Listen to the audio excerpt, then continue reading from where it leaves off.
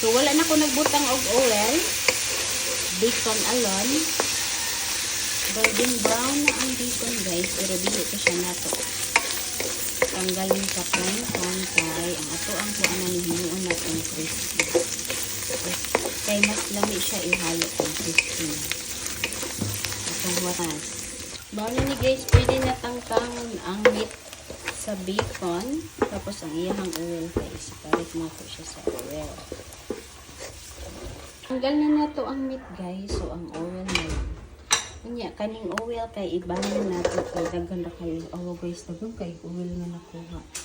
Ibanan nato ang oil kay daghan ra kayo. Ano na lang oil ang labihin. Kasi kaning garlic, onion, unya natay cheese nga to nga, unya mushroom.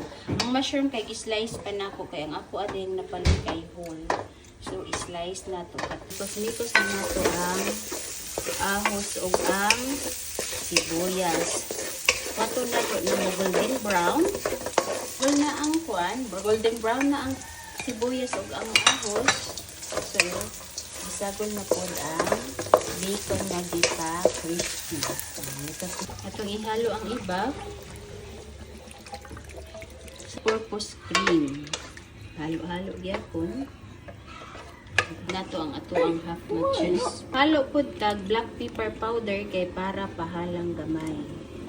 Kay kulo naman guys, pwede na nato ihalo ang ato ang macaroni. Unya ato ang macaroni kay best guys, mitos lang gyapon. Unya kay ang ato ang macaroni pasta kay gahi-gahi pa man ato na lang dihang iluto gamay. Guys, ay na nato.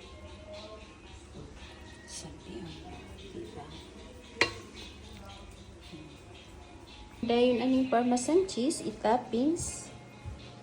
Ka-perfect. Yeah, the food is ready, guys.